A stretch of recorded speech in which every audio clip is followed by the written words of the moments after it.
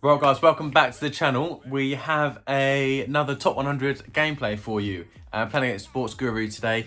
I think I played this game a little while ago. It's been in my kind of saved clips for a little while. So I thought I'd get it out to you guys. I know you guys are enjoying the top 100 gameplay and seeing me knock off some of the top 100 players. So yeah, we'll head straight into it. Right, okay. So yeah, he's got the Cardinals, I've got the Packers. This was a little while ago, I think before Aaron Jones got his abilities and stuff like that. So I get the ball first. He'll kick off to me. I don't really like kick returning in this game. I've got a feeling I'm going to fumble. I've had a few fumbles early in the game, so I think I kneel it out. I've not seen this gameplay for ages as well, so I'm going to kind of live react to see what I'm seeing as well. I've also tried to shorten the gameplay out a bit more for you guys. I know like it's quite interesting with the YouTube analytics. You can see your stats and the watch time, and I'm kind of averaging about 7 minutes, 8 minutes for people's watch time. So I know the videos are a little bit long, so I'm trying to get them down for you, make them more watchable for you guys. So yeah, we have a 1st and 10 here.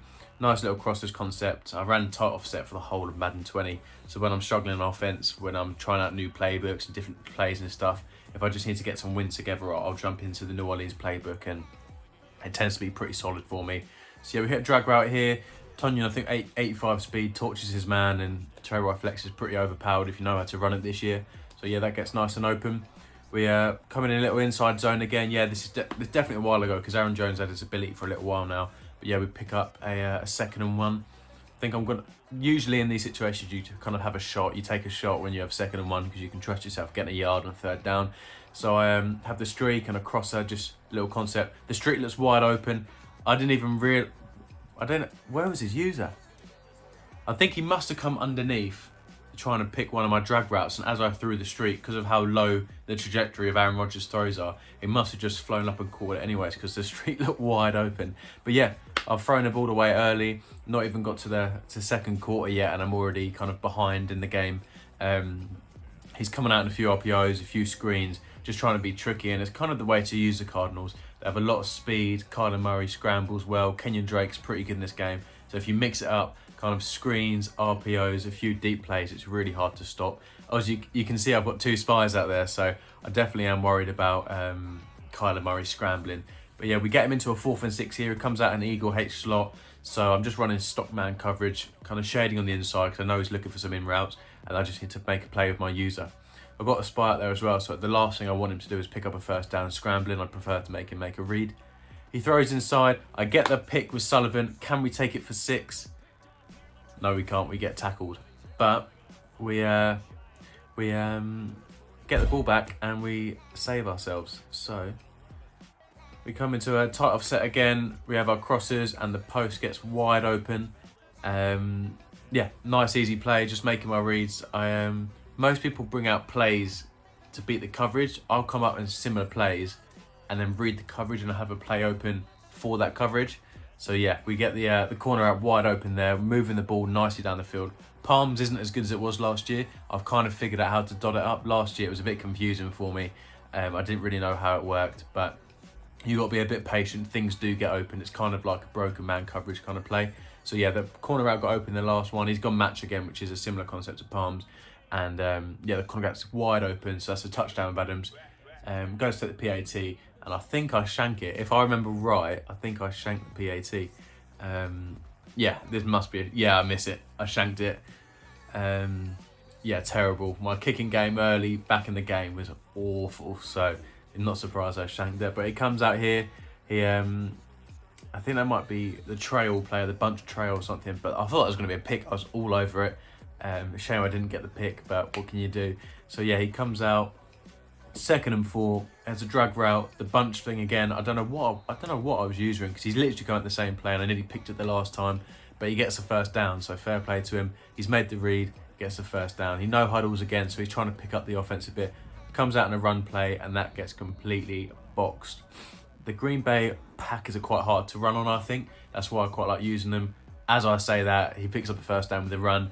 But because they have the inside stuff and Zadarius Smith on the side, on the edge, it's a pretty hard team to run on, especially with the speed as well. If you get the right user, Amos, you can really hit gaps of speed. So they're a pretty solid defensive team, which is why I like them more than the offense. So he comes out and split close, I think it is, or split offset, and picks up the 1st with a run again. It's one of the more overpowered runs in the game, to be fair. But yeah, he's here in the 3rd and 7. I'm using my spy, which is a bit silly. But he comes out in a QB draw and we blow it up. And I thought he was going to take his field goal because there's not much time on the clock. So I take my time out. It's a 4th and 8. He has a slant and I have no idea how he's managed to fit it in there. There's 3 people all around him, but he's managed to pick up the first down. We come into a 2nd and goal here. I don't think much happened on the first play. And he tries to hit with the QB draw again. So it must be his like go-to like red zone offense, if that makes sense. It's just running QB draws and stuff like that. I have my spy up there. I'm using Amos just in case he does a QB draw again. He throws a little screen. It looks like it's open, but Sullivan makes a massive play, gets off his block and hits him out of bounds as well to stop the clock.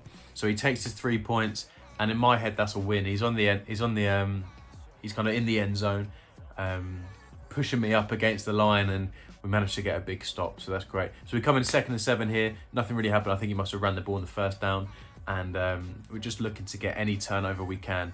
So he comes out, crosser, and he hits a post. My DB tips it, and Amos comes up with a pick, and it looks like he takes it for 6. Yeah, he takes it for 6, so huge play. As you could probably see in my defense, I've been running against him. When I see names I recognise, I've said it in a few videos before, I'm kind of a bit more timid, bend, don't break approach. I'm not going to be as aggressive early on. I want to make sure I understand their reads, what they're looking for, what their go-tos are, and then I can be a bit more aggressive later on once I know what their kind of reads are and stuff like that. And there it was kind of stock man coverage. I kind of slanted inside or shaded inside because I knew what he was looking for. And yeah, we get the pick with a good tip. I don't know what he's doing here. So he's come out. He's coming. I think it might be the 5 wide, the Eagle H tie. I'm not exactly sure what he was coming out in, but he's been looking for a lot of in routes, posts, slants, etc. And I had my zone there, basically covering a deep route because his DBs, because his wide receivers have got loads of speed. I don't want to get him beaten up the top, so I just had a man there covered, and he lobs it straight into my man looking for Hopkins. So we pick up the first down, and now my mission is basically to get rid of this whole 3rd quarter. This is one of them games where if you make a little mistake, you can live to regret it. So I just want to chew this clock down a bit. You'll probably see the time clock will end up going to 0 quite a lot, just because I'm trying to kill the clock, bring it down a level. And as we have a 3rd and 2, I completely missed the read. It looked like it's wide open. A-Rod doesn't miss many passes, but he throws that wide. So we have a 4th and 2 here. It looks like man coverage. So Adams is absolutely going to torch his... I'm kind of giving you my reads anyways. I don't know what's happening. So I was looking at him thinking, oh, that's man. Surely I go to Adams because he's going to torch his man. And yeah, he does. And we get the first down. And 2nd and 8 there. Make a nice little run with Jones. Even though he doesn't have his ability when I was playing, he's still an absolute animal. I'll come out in a fullback dive, I reckon, here. Just 3rd and inches. It's usually pretty safe. He blows it up really well. So it looks like he knows the defense for goal line. Goal line stops, and usually I'd go for it, but in this situation I know he's a tough opponent. I've had him kind of box, and I know that if I get the 3, he needs to be aggressive, and he might make a mistake in the meantime. So 16-3, up 2 possessions. Game's kind of in my hands to lose. It's mine to lose. He needs to make a play. He's coming out in the 5 wide again. As you can see, I'm just doing stockman coverage. I haven't even got a spot there by the looks of it, so I'm just trying to be nice and safe, kind of a bend don't break approach. Get as many people deep covering stuff as possible. He hits with a nice little slant. As I said before, from what it looks like, he's trying to go slants, post, and maybe the odd out route. So he's just trying to do the stock kind of man coverage beaters. But then once they get comfortable and do that, I put people in zone. So I put 2 vert hooks there, so I know exactly what he's going to do. He's looking for the slants. Now you can see I'm being a bit more aggressive. I know what he's going to do. I even put a curl flat on the left side. He throws an out route and he throws it straight at my curl flat. So as I said before, it kind of sums it up perfectly. I didn't even know it was going to happen, so it's worked quite well, to be fair. As people start getting comfortable making their reads, they get a bit of pressure. I put more aggressive zones out there, going to play it. He throws it straight into my user because I've not put that zone out there all game. And it looks like he pauses the game. His connection must be a little bit funny. And yeah, he'll concede the game. So that's a GG to Sports Guru. That's another person I can tick off the list. I think he's like 7th in the world as well, so it's a big win for me. And yeah, when I'm in a losing streak, I jump onto the New Orleans playbook, a bit of tight offset, and we get the win. Right guys, thanks for watching the video. Please like, comment, subscribe if you're new to the channel, and I'll catch you in the next one.